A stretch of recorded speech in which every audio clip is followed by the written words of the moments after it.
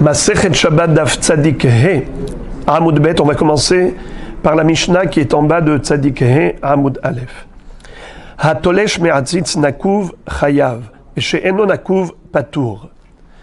Cette Mishnah maintenant va nous parler de la mlacha de Kotzer, c'est-à-dire l'interdiction de cueillir des fruits pendant Shabbat ou de moissonner. Évidemment, une plante qui est rattachée au sol, si on la cueillit pendant Shabbat, on a enfreint le Shabbat, on a enfreint l'interdiction de Kotzer, la mlacha de Kotzer. Mais quel serait le din si la plante se trouve dans un pot de fleurs, en argile? Est-ce que c'est considéré Kotzer, comme si on avait arraché du sol ou pas? Alors la Mishnah nous dit que ça dépend si c'est un Hatzitz Nakuv ou Hatzitz She'eno Nakuv. Est-ce que c'est un pot en argile qui est percé, qui est perforé? Donc puisqu'il y a un trou, alors en effet, le trou permet à l'humidité de la terre, qui est dans l'air, de rentrer, de pénétrer le pot de fleurs. Comme si le terreau qui est à l'intérieur du pot de fleurs est lié directement au sol, à la terre. Évidemment, on parle d'un endroit où il y a de la terre battue, pas du carrelage. Alors, dans ce cas-là, en effet, celui qui cueillerait un fruit ou une fleur qui se trouve dans le pot de fleurs en argile est chayav ratat. C'est comme s'il avait arraché du sol, car le terreau qui est dans le pot est en relation avec la terre par le biais du trou qui permet à l'humidité de la terre de pénétrer le pot et de faire évoluer davantage les fleurs ou les fruits qui poussent là-bas. Ça veut dire que la terre apporte sa contribution à l'évolution du fruit. Donc si je cueille le fruit, c'est comme si je l'ai détaché de la terre. Donc il est chayav, ça s'appelle kotzer. Mais si le pot est non akouv, si le pot est hermétique, c'est-à-dire que en dessous, il n'y a pas du tout d'orifice, ni sur les côtés, ni en dessous, alors patour avalassour. Minatora, il ne commet pas d'infraction, mais évidemment c'est assour midérabanan. Rashi nous explique. Regardez le dernier Rashi de la page. Hatolesh me'atzitz nakuv chayav, celui qui a cueilli un fruit ou une fleur du pot en argile, il est chayav s'il y avait un trou. De'avek emechubar, car il est considéré comme rattaché au sol.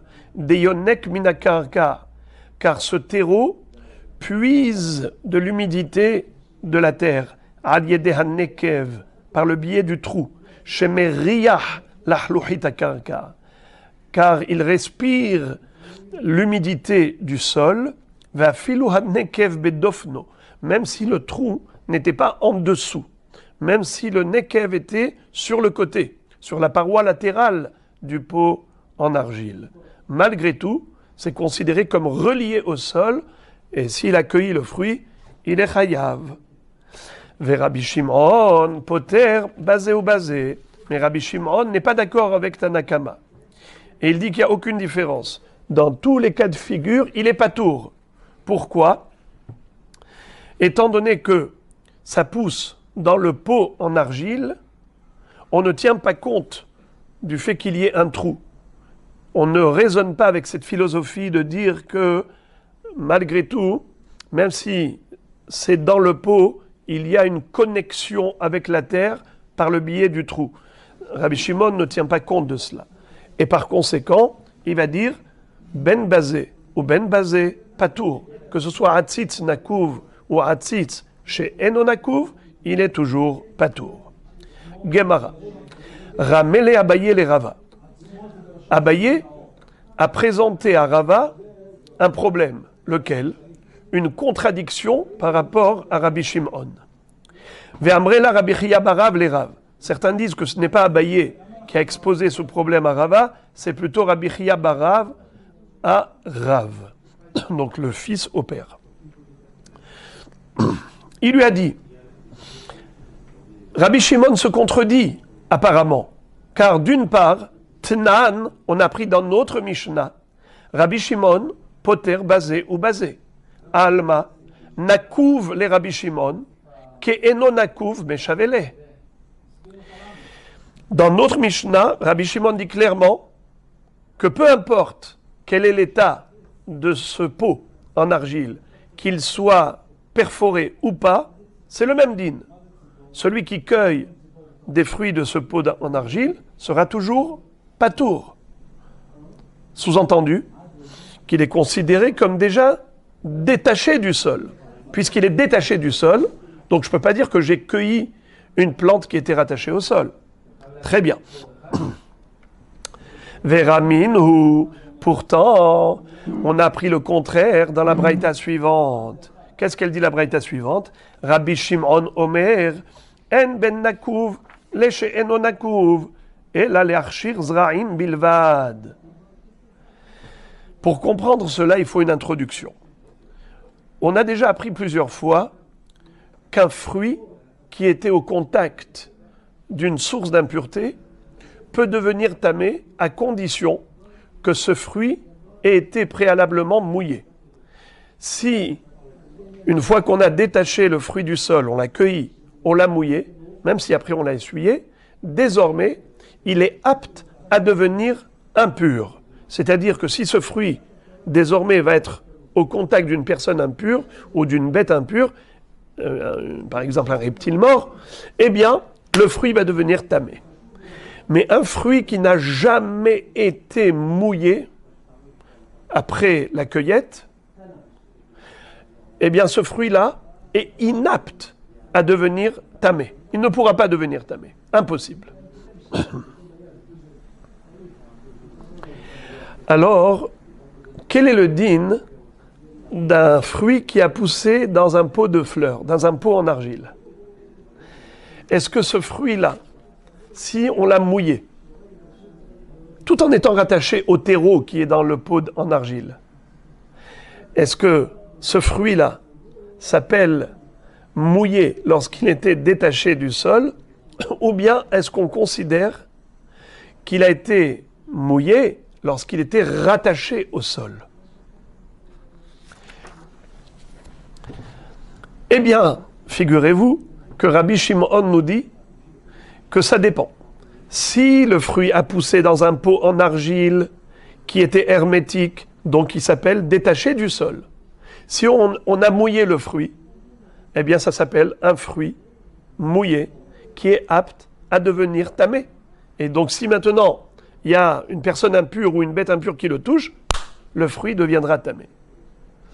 Mais dans la mesure où ce pot, où ce fruit poussé était perforé, s'il y avait un orifice, eh bien, c'est considéré comme un fruit qui est rattaché au sol. On l'a déjà dit.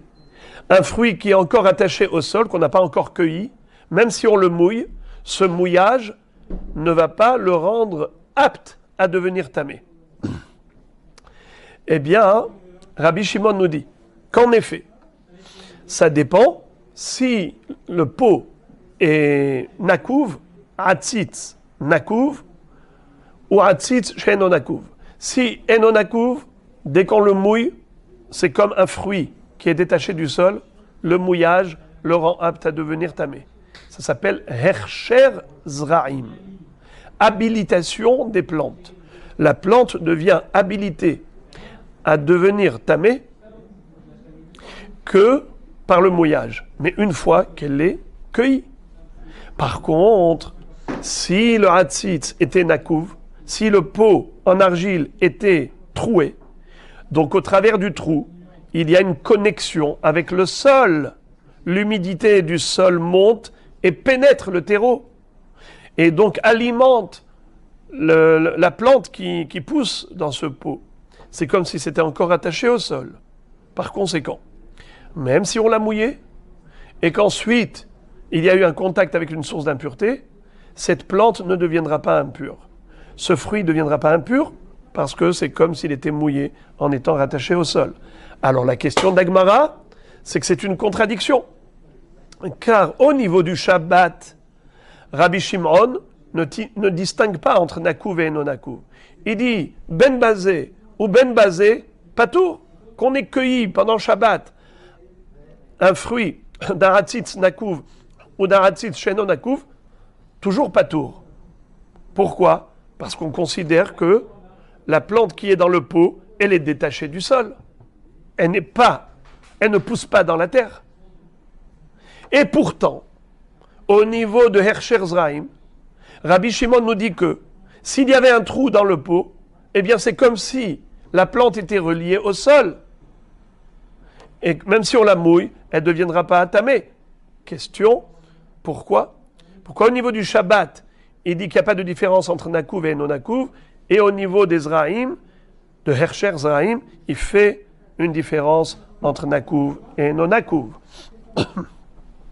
Alors Rava a répondu à Abaye, à Marley, il lui a dit, les chol milé, pour toutes les choses, pour tout, Rabbi Shimon ketalouche meshavele.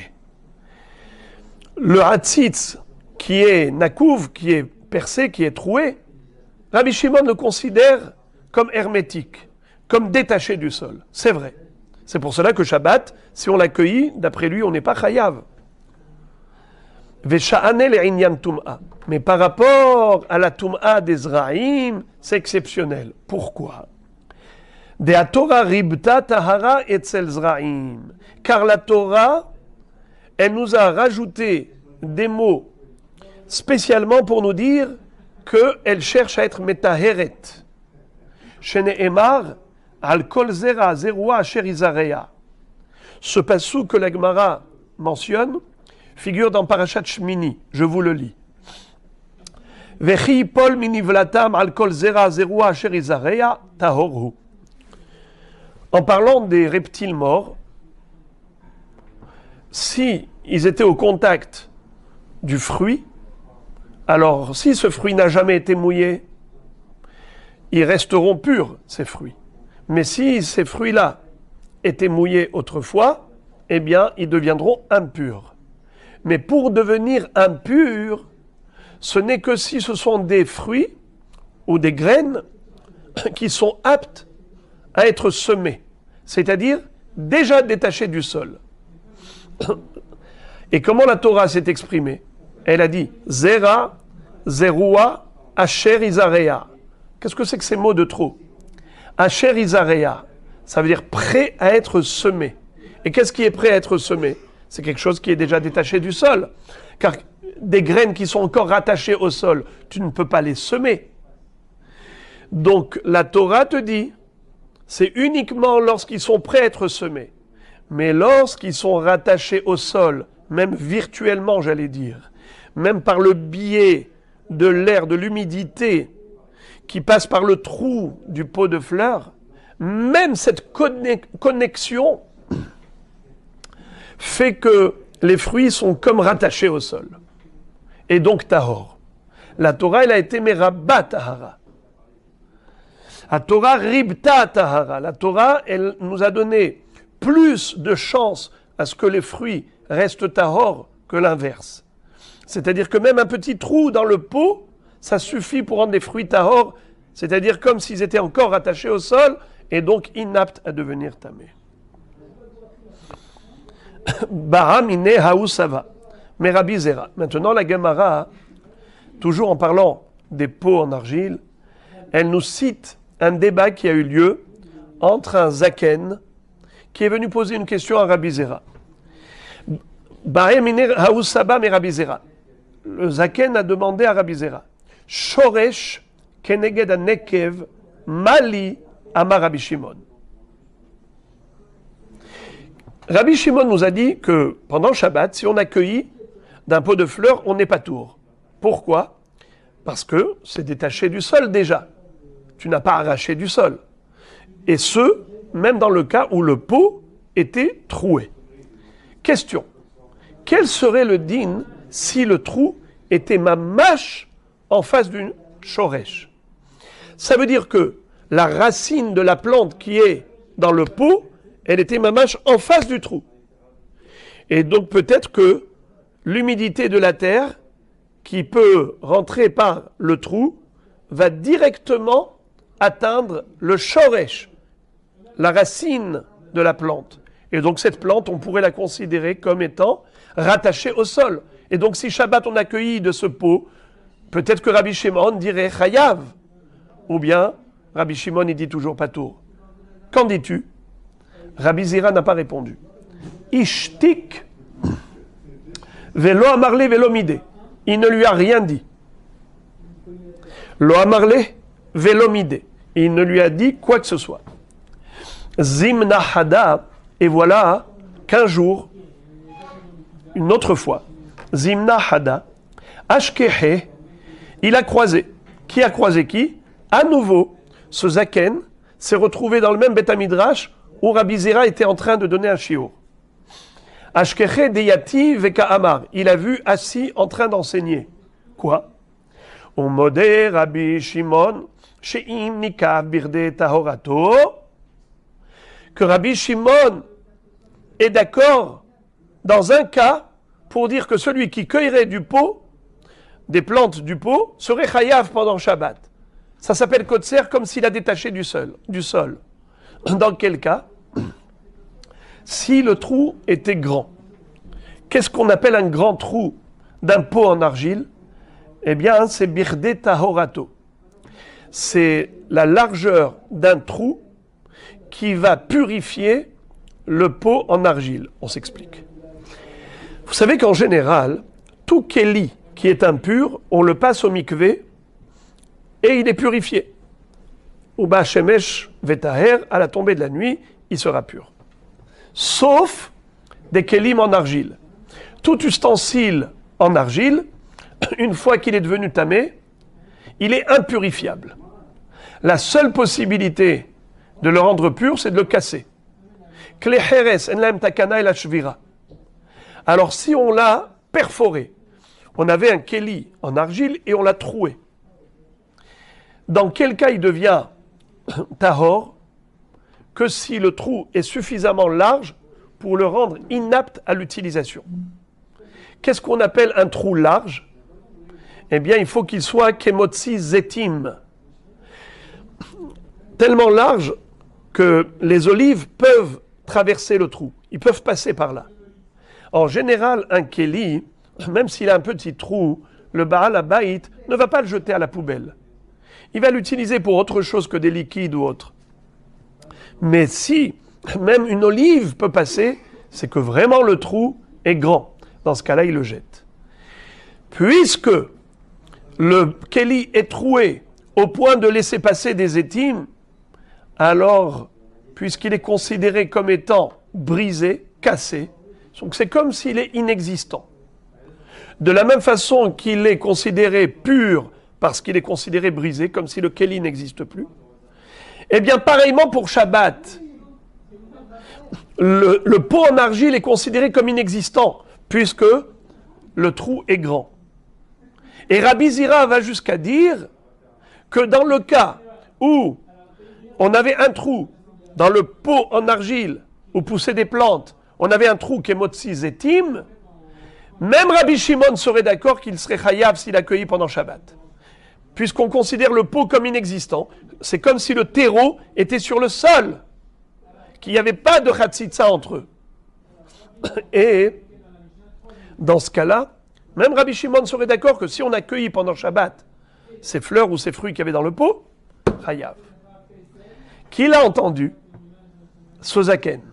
Et il va s'adresser à Rabbi Zira, il va lui dire Amarle, Hashta shoresh keneged nekev ba'ay minach velo amartli velo mideh nikav birde taorato mi ba'ya.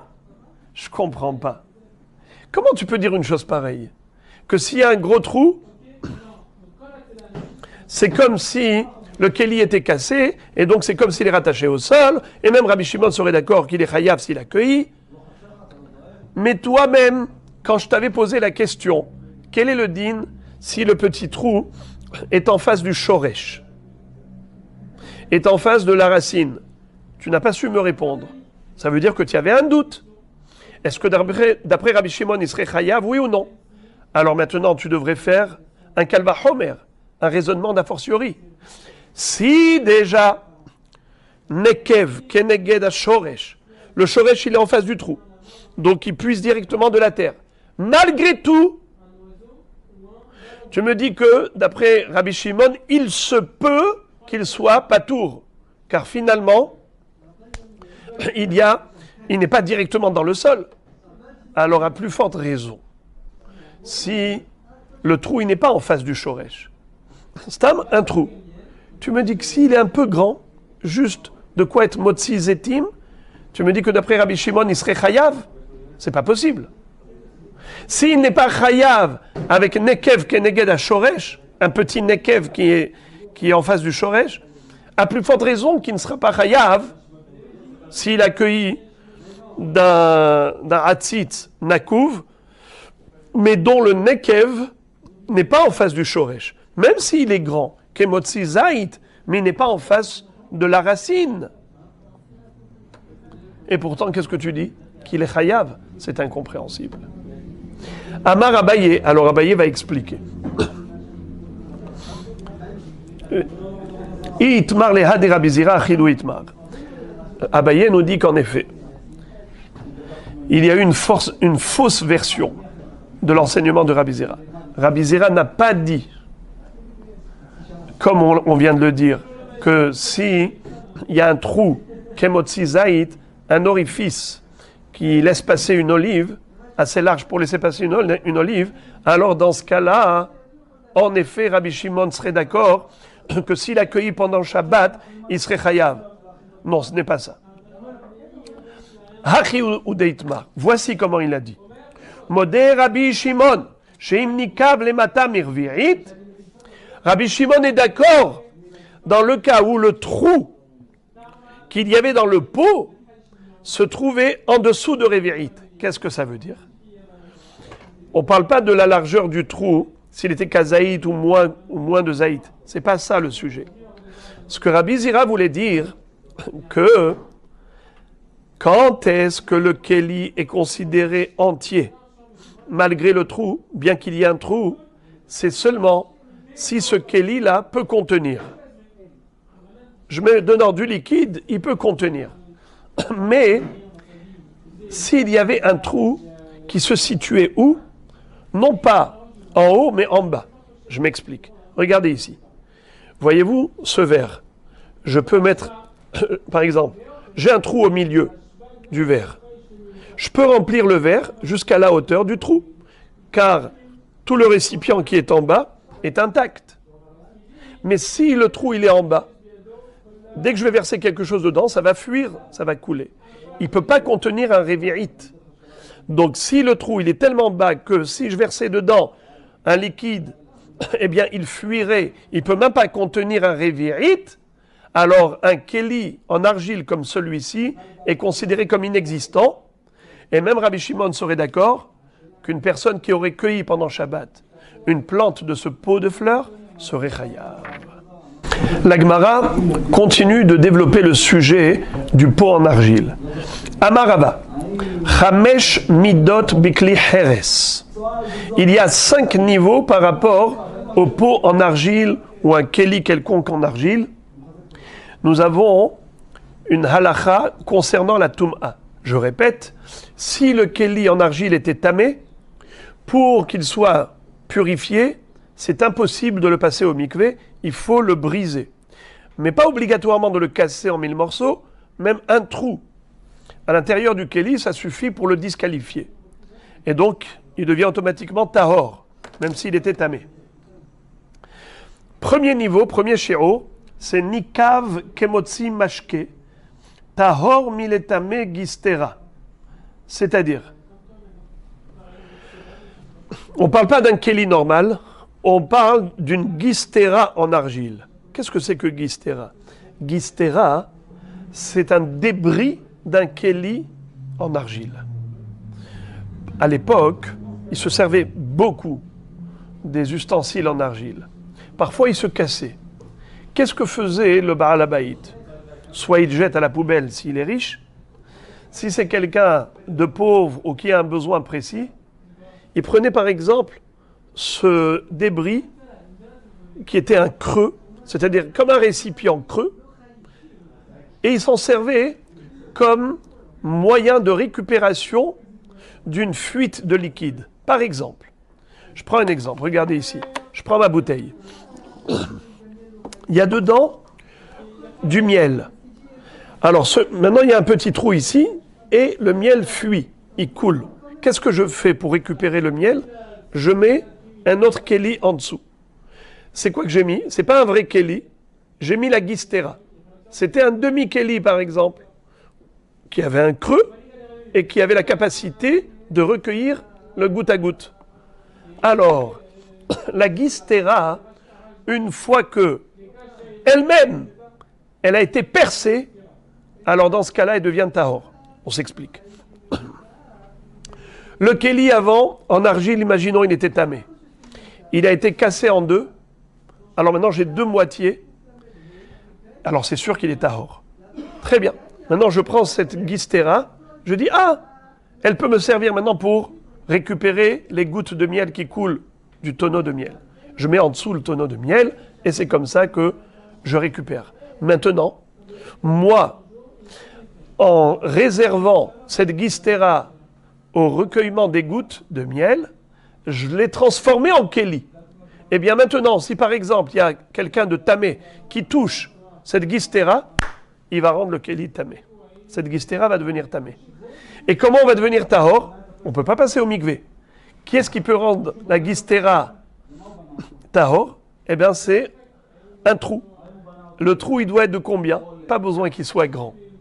Même s'il est tellement petit qu'il est juste motzi mashke, déjà ça s'appelle une gistera qui est cassée. Et donc elle devient tahor. C'est-à-dire, la gistera, déjà, c'est un débris. Alors si ce débris lui-même, il se casse un petit peu, il le jette à la poubelle. Combien doit être la largeur du trou de la gistera pour dire que la gistera est devenue tahor? Eh bien, si je mettais de l'eau, par exemple, dans la gistera, et le mashké, il coule, il fuit. Ça s'appelle motzi mashké. L'eau coule. Alors, dans ce cas-là, le bonhomme, qu'est-ce qu'il va faire avec cette gistera? C'est sûr qu'il va la jeter à la poubelle. Je répète. Premier din, c'est nikav kemotzi mashké, tahor miletame gistera. Ça veut dire, s'il y a un petit trou qui laisse passer le liquide, eh bien, ça permet de purifier la gistera. Ve'adain keliu lekadesh bo mechatat. Par contre, on sait que la Torah nous dit que pour Para Adouma, on prend les cendres et on mélange les cendres de la vache rousse avec les eaux lustrales, avec les eaux qu'on a puisées d'un Marian, d'une source. Maïm Haïm El Keli. Et on mélange tout cela pour asperger la personne qui avait touché un mort, qui était impur. Quel est le din si le Keli, où j'ai mélangé les cendres avec l'eau du Marian, c'était un Keli où il y avait un petit trou? Est-ce que ce Keli est cachère ou pas cachère? La Torah m'a dit Maïm Haïm El Keli. Il faut un Keli. Si ce Keli a un petit trou, cachère ou pas cachère? Alors ça dépend de la largeur du trou. S'il est que motzi mashke, il est cachère. Mais s'il est kones mashke, il est pasoul. Qu'est-ce que ça veut dire? D'abord, Adain keliu lekadesh bo mechatat. La Braïta nous dit, bien qu'il y ait un petit trou de motzi mashke, ça veut dire le trou il est tellement petit, ça laisse fuir le liquide de l'intérieur. Le keli s'appelle encore keli, malgré tout, et c'est cachère pour les mechatat, pour l'eau de Para Adouma. Par contre, si le trou il est suffisamment large pour permettre à l'eau de pénétrer le keli, dans ce cas-là, ce keli il est pasoul. On s'explique. L'eau a pour nature de couler facilement. Par exemple, je remplis ce verre. Si j'avais un tout petit trou, eh bien, l'eau va fuir. Mais si j'ai envie de remplir ce verre avec ce tout petit trou qu'il y a, je prends par exemple le verre, je l'enfonce dans de l'eau. Et je voudrais que l'eau rentre par le petit trou. Est-ce que ça va rentrer? Non. Pourtant, l'eau, elle fuit de l'intérieur vers l'extérieur. mais elle ne peut pas rentrer de l'extérieur vers l'intérieur. Quand est-ce qu'elle va rentrer l'eau? Que si le trou est suffisamment large. Si j'ai un trou qui est large, alors l'eau peut rentrer même de l'extérieur. Comment ça s'appelle? Alors il y a motzi mashke et il y a kones mashke. Motzi, c'est-à-dire faire sortir le liquide de l'intérieur vers l'extérieur. Ça suffit un petit trou. Mais pour être kones mashke, pour faire rentrer l'eau de l'extérieur à l'intérieur, pour cela il faut un plus grand trou. Alors si en effet, le trou il est suffisamment large pour permettre à l'eau de rentrer à l'intérieur du verre, c'est que ce verre n'est pas cachère pour para aduma. Nikav kekones mashke, tahor minekadesh bo mehatat. Le mot ici tahor, Rashi nous dit, c'est pas dans le sens simple du terme. Ça veut pas dire ici pur. Tahor dans le sens où il est inapte. On ne pourra pas mélanger à l'intérieur de ce verre le mehatat avec l'eau avec la cendre de paradouma. Tahor minekadesh, ça veut dire disqualifié. Ve'adain keliu le'arshir bozraim. Mais malgré tout, même si le trou est suffisamment large pour laisser l'eau pénétrer à l'intérieur, ce keli s'appelle entier par rapport aux zraim. On a dit que d'après Tanakama, si le hatzitz il est hermétique, il est hermétique, alors quel est le din? Et que si j'ai cueilli des fruits pendant Shabbat qui poussaient dans ce keli, eh bien on n'est pas tour. Mais quel est le din s'il y a un tout petit trou? Est-ce que ça s'appelle que, au travers de ce petit trou, les fruits du pot vont puiser leur humidité de la terre? Réponse non. Pour que le trou soit suffisamment important pour laisser passer l'humidité de la terre et d'arriver jusqu'au terreau qu'il y a à l'intérieur du pot, c'est uniquement si c'est un trou plus large. On va voir tout de suite.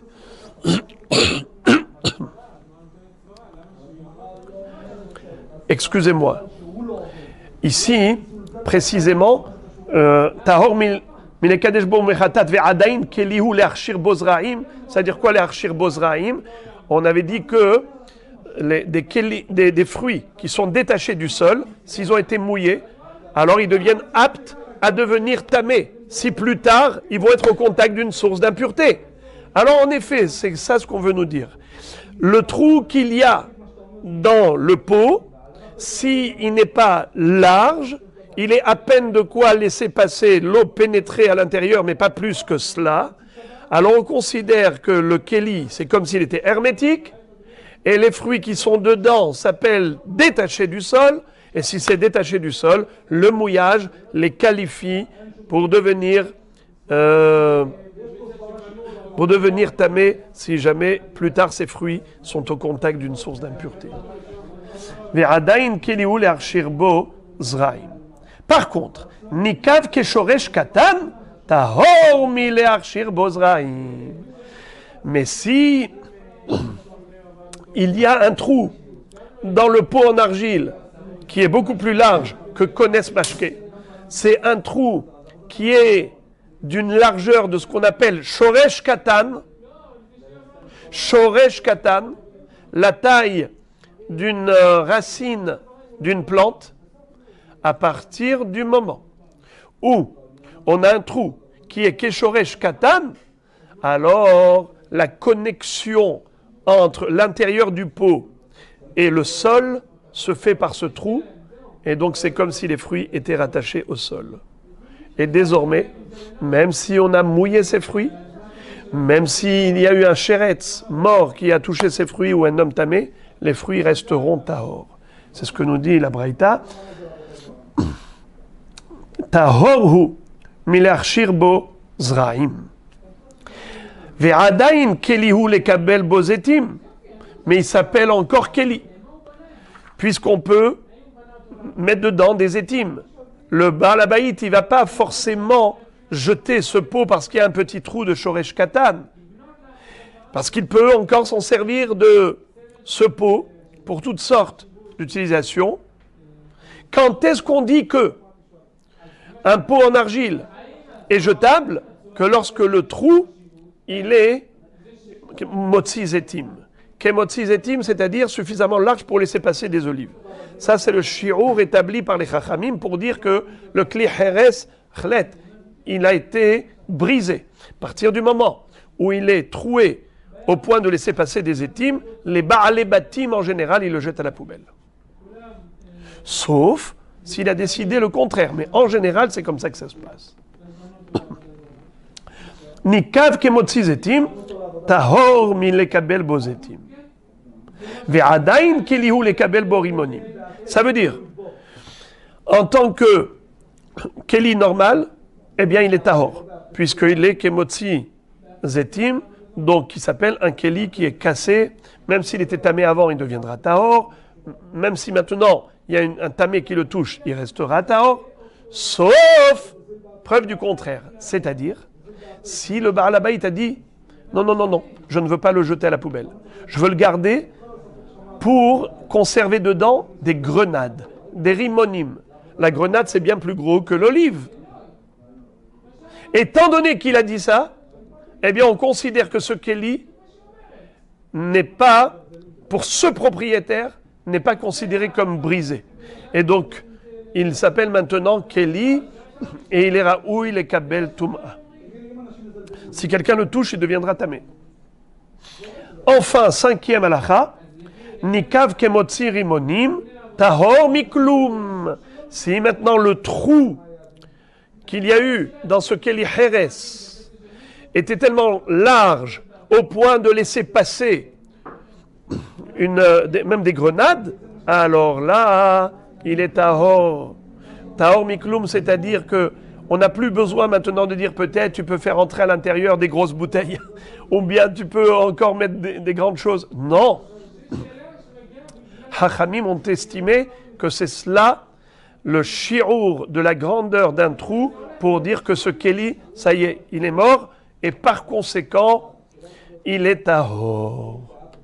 Voici donc les 5 niveaux, ce qu'on a vu, les 5 niveaux par rapport au Kli Heres, Motzi Mashke, Kones Mashke, Shoresh Katan, Motzi Zetim, Motzi Rimonim.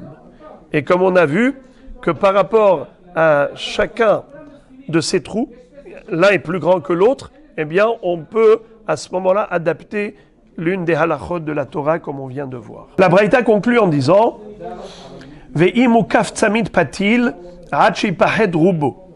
Ça c'est une 6e halacha qui consiste à dire que les kelim qui sont sous un toit où se trouve un mort, on le sait que met metame be'ohel, le mort qui se trouve dans une maison, bien tout ce qu'il y a sous le même toit deviendra tamé, que ce soit des hommes, des kelim, de la nourriture, tout est tamé.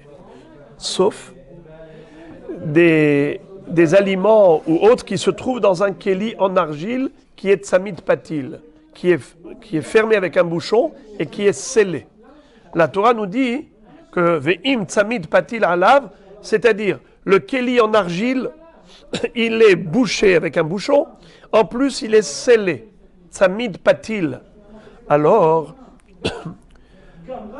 tout ce qu'il y a à l'intérieur de ce keli sera tahor, et même le keli.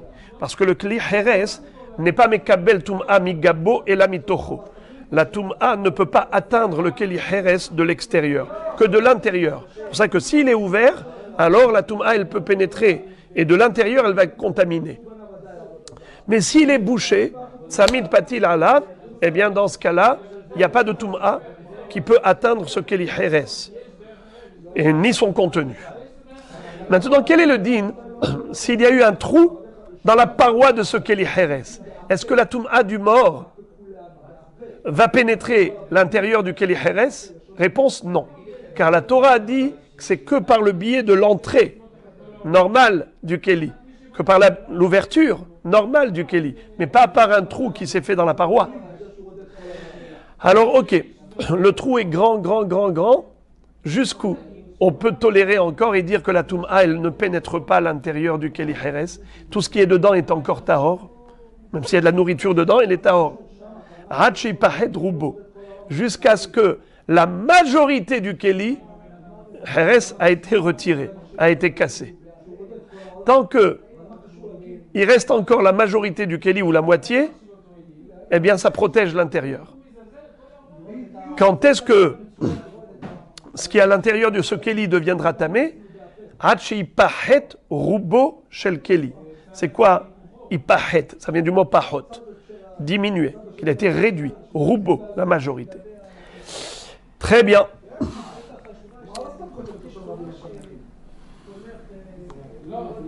Amar Rav Assi continue à ce propos et il dit Shamati keli heres shi'uro kemotzi rimon. Rav Assi n'est pas d'accord pour dire que en général tout keli heres il devient tahor dès qu'il a un trou kemotzi zetim. De quoi laisser passer des olives. Lui dit non, pas du tout. Un keli heres en général, même s'il est troué au point de laisser tomber des olives, les olives elles peuvent passer par ce trou, il est encore tamé. Qu'est-ce qu'on appelle un keli brisé? Que si le trou était suffisamment large pour laisser passer des rimonim. Car moins que cela, le propriétaire ne le jette pas à la poubelle parce qu'il se dit « Ok, les étimes passent par là, mais les rimonim, je peux les garder encore dedans. » Mais si même les rimonim, ils passent par ce trou, dans ce cas-là, on considère que le keli est tahor, car c'est un keli brisé. Amar et Rava. Rava dit à Rav Assi. Shemalo shamata il avait mukaf tsamid patil. Peut-être que ce que tu as entendu, que en effet, tant que c'est kemotzi rimon, tant que un rimon n'y passe pas par là, c'est encore tahor, bien que ça laisse passer les olives. Rava n'est pas très content parce que ça le contredit. Lui, Rava avait dit que dès qu'une olive elle peut passer, ça y est, le keli est considéré comme brisé et tahor. Alors que maintenant Rav Assi le contredit. Alors il lui a dit peut-être que ce que tu voulais dire, ça parle de tsamid patil, c'est-à-dire un keli en argile sur lequel il y avait un bouchon et qui se trouvait dans le ohel hamet, dans la tente où il y avait un mort. Et donc tu voulais dire que le contenu de ce tonneau en argile est protégé tant que le trou ne laisse pas passer des rimonim. Mais s'il laisse passer un rimon, alors à ce moment-là, la toum atmet, elle peut pénétrer l'intérieur du keli heres. Mais sinon, en général, tu es bien d'accord avec moi qu'un keli heres qui est motzi zetim est déjà tahor. Pas besoin qu'il soit motzi rimon. La Gemara arrête le débat ici, elle ouvre une parenthèse, elle dit « je ne comprends pas ». Ça veut dire que d'après Rava, un keli en argile qui se trouve dans le Ohel Hamet, qui a subi un trou, c'est-à-dire qu'il y a eu maintenant un trou dans ce keli qui est kemotzi rimon. Alors la touma du mort, elle pénètre. Mais Rava lui-même, on vient d'apprendre il y a quelques secondes, que Rava lui-même a dit que pour que la touma atmet pénètre l'intériorité du keli heres, il faut que il pahet rubo. Il faut que la majorité du keli soit cassée. Mais un trou qui est juste kemotzi rimon, ça ne suffit pas. Comment se fait-il qu'il ait dit ça? Veha rava hu de amar mukaf tsamid patil hachi pahet rubo. La kashia, la Gemara dit, ce n'est pas une contradiction. Ha beravreve veha bezoutre. Ça dépend. Si c'est un grand, on parle d'un grand keli ou d'un petit keli. Rashi explique, Rav Reve, pour des grands keli, alors il faut qu'il pahed rubo, il faut que la majorité soit cassée, mais pour des petits kelim, même kemotzi rimon, ça suffit pour que la toum atmet puisse pénétrer. Et Tosfot ne sont pas d'accord avec Rashi, ils disent, mais quelle est donc la définition? Qu'est-ce qu'on appelle grand, petit? Ici, on a dit ça dépend un grand keli ou petit keli. Mais qu'est-ce que tu appelles grand, qu'est-ce que tu appelles petit? Il n'y a pas de définition. Alors regardez le Tosfot. La Gemara continue. Amar Rav Assi. Rav Assi nous dit Shonin. Shonim, ça veut dire nos maîtres nous ont enseigné dans la Baraïta. Comme si c'était écrit Tanu Rabbanan. Keli Heres, un keli en argile, Shi'uro Bekones Mashke. Velo amru motzi mashke ela li'inyan gistera bilvad. Qu'est-ce que ça veut dire? Pour Rav Assi, pas besoin que ce soit motzi zetim pour disqualifier un keli et dire que le keli il est brisé et donc il devient tahor. Non, même moins que ça. Juste si le trou est suffisamment large pour permettre à l'eau de l'extérieur de passer par ce trou et remplir le keli à l'intérieur, déjà ça s'appelle un keli qui est cassé et il devient tahor. Quand est-ce qu'on a dit que même plus petit que ça, un orifice qui est encore plus petit que cela, qui ne permet pas à l'eau de rentrer de l'extérieur vers l'intérieur, mais qui permet la fuite du liquide de l'intérieur vers l'extérieur? Lo amru motzi mashke, et là les inyan gistera bilvad. Motzi mashke, c'est considéré un trou suffisamment grand que pour gistera. On a déjà dit que c'était quoi gistera? Gistera, c'était déjà de la récupération. C'est un morceau de débris qu'on a récupéré et on s'est dit on va s'en servir pour recueillir le goutte à goutte d'un tonneau de miel qui fuit ou tonneau d'huile. Donc c'est juste pour dépannage. Ce gistera là, si maintenant il a eu encore un trou qui est motzi mashke, vraiment très petit, qui laisse fuir le liquide, alors là ça y est, le propriétaire n'essaye plus de récupérer ce débris, il le jette à la poubelle. Donc il est tahor. Même s'il était tamé en tant que gistera, un homme tamé a touché cette gistera, il a rendu tamé, mais s'il a eu un petit trou de motzi mashke, ça y est, tahor. Maïtama, la Gemara elle-même, elle explique la raison. Amar Marzutra, Bere de Rav Nachman, les fiches en omrim, have gistera les gistera. Car personne ne va maintenant essayer de récupérer ce qui fuit de la gistera en cherchant maintenant encore une autre gistera, un autre morceau, un autre débris d'argile. Ça y est, une fois qu'il a eu un trou, il le jette. Amar Oula, Pligébatre Amorae Bema'arava. Maintenant, la Gemara va nous apporter une précision, une marloquette, à propos des Zraïm qui sont Mourcharim et Kabel Toum'a. On avait dit qu'une plante, un fruit, un aliment ne peut devenir tamé que s'il a été préalablement mouillé. Mais tout cela, ce n'est que par rapport à des fruits qui sont détachés du sol. Mais s'ils sont encore attachés au sol, même mouillés, ne peuvent pas devenir tamés. Quel est le din de fruits qui ont poussé dans un pot en argile? C'est considéré détaché du sol ou rattaché au sol s'il y avait un trou dans le pot? Eh bien, on a une marloquette. Certains disent que s'il y a un gros trou, comme motzi rimon, tellement gros qu'il laisse passer une grenade, alors c'est considéré comme rattaché au sol, car l'humidité du sol passe par là. Et d'autres disent même plus petit que ça, juste keshoresh katan, juste la taille d'une racine de plante. Si le trou il est de cette taille, eh bien l'humidité elle passe par là, elle alimente la racine, et donc c'est comme si c'était encore attaché au sol, et par conséquent, même si on mouille, il n'y aura pas de toum'a. C'est qui a discuté à ce propos? Deux Chachamim en Eretz Israël. Pligeba tre Amorae be Ma'arava. Deux Amoraïm au Ma'arav, puisque Eretz Israël c'était à l'ouest, au Ma'arav de la Babylonie. C'est pour ça qu'on l'appelle Ma'arava. L'un s'appelait Rabbi Yossi bar Biavin et l'autre s'appelait Rabbi Yossi bar Zavda. Had Amar kemotzi rimon. Il y en a un des deux qui a dit que le trou doit être très grand. De quoi laisser passer même une grenade, plus grand qu'une grenade. Hadamar keshoresh katan. Et l'autre a dit que juste que ça ait la taille d'une racine de plante. Vesimanach et hadamar be ve hadamamait. Et la Gemara donne un mnémotechnique pour se souvenir de ces deux shiurim. Elle dit, rappelle-toi, et hadamar be ve hadamamait. Que ce soit un grand, que ce soit un petit. De quoi il s'agit? Vous vous rappelez, tout à l'heure, on avait dit qu'il y avait 5 niveaux.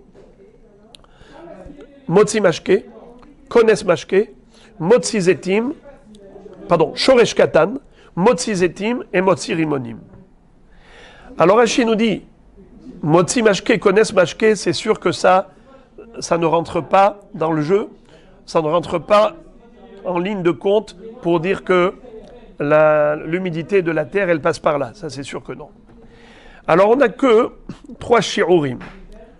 Shoresh Katan, Zetim et Rimonim. Quel est le plus petit shi'ur des 3?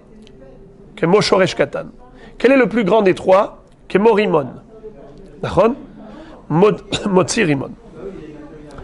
Alors, pour se souvenir de cette marloquette, rappelez-vous, il y en a un qui dit Kemo Shoresh Katan et il y en a un qui a dit Kemotzi Rimon. C'est-à-dire, Hadamarbe ve Hadamamait. Un a dit le plus grand et l'autre a dit le plus petit. C'est quoi cette expression Hadamarbe ve Hadamamait? On connaît la règle. Hadamarbe ve Hadamamait ubilvad shichaven libo la shamaim. Akadosh Baruch Hu considère l'effort, l'investissement. Ce n'est pas la quantité qui compte, c'est la qualité de l'effort. Quelqu'un qui se donne pour Hachem. Eh bien, Kadosh Baruch Hu dit, tu veux me faire plaisir, tu donnes tout ton cœur, tout ton temps pour moi, eh bien, même si tu n'as pas réussi à faire beaucoup, pour moi c'est beaucoup. Ça a été dit à propos des Menachot, à propos des Korbanot, ça a été dit même pour l'étude de la Torah. Il y a des gens qui étudient facilement, d'autres difficilement. C'est la peine et l'effort que tu as investi qui compte, le Amal, la Torah. Ce n'est pas la quantité. Et Hadamarbe ve Hadamamait, qu'on ait étudié beaucoup ou peu, ce n'est pas le résultat qui compte, mais l'investissement. Et la Gemara va conclure le Perek. Amarafrinena barkana misheme de Rabbi Eliezer. Kli heres shi'uro kemotzi zetim. Rafrinena barkana, au nom de Rabbi Eliezer, nous a dit un keli en argile, son shi'ur, c'est kemotzi zetim, c'est-à-dire pour que un keli heres soit tahor, généralement, c'est kemotzi zetim. Ou mork shisha bere de rabba mesayem ba mishme de Rabbi Eliezer, והרהן ככלי גללים וכלי אבנים וכלי אדמה שאינם מקבלים טומאה, לא מדברי תורה ולא מדברי סופרים. C'est-à-dire que il est tahor, ce keli en argile, même si le trou il est juste suffisant pour laisser passer des olives, même s'il ne peut pas laisser passer des grenades, il est déjà tahor. Il s'appelle cassé, brisé, perforé. Et il n'est pas tahor comme une Torah. Il est tahor même idéra banane. Ça veut dire que il n'a aucune tum'a. Comme clé glalim, clé avanim, clé adama, ce sont des matériaux qui sont exclus de la tum'a. Par exemple, des kelim en pierre ne peuvent pas être mekabel tum'a. Des kelim en terre ne peuvent pas être mekablim tum'a. Des clés glalim, c'était fait avec du fumier séché, ne peuvent pas être mekablim tum'a. Eh bien, ceux-là, pareil. Enna mekablim tum'a, l'homme idivre Torah, l'homme idivre Sofrim, dès le moment où ce keli en argile a été percé et le trou laisse passer des olives. Par contre, les Inyan, Tzamid Patil, Hachi Pahed Berubo. Cela, on l'a déjà vu, que si le keli en argile se trouvait dans un Ohel Hamet, dans la tente où il y avait un mort, et il était fermé, bouché, avec un tzamid patil, un bouchon qui était scellé. Eh bien, le keli est tahor jusqu'à ce que il pahet roubo. Que s'il y a eu un trou, il faut que le trou soit tellement grand que la majorité du keli est tombée. Alors, dans ce cas-là, en effet, la tum'atmet peut l'atteindre, évidemment. Hadran ala chamatzniya, et Baruch Hashem, on a terminé le 10e Perek de Masechet Shabbat.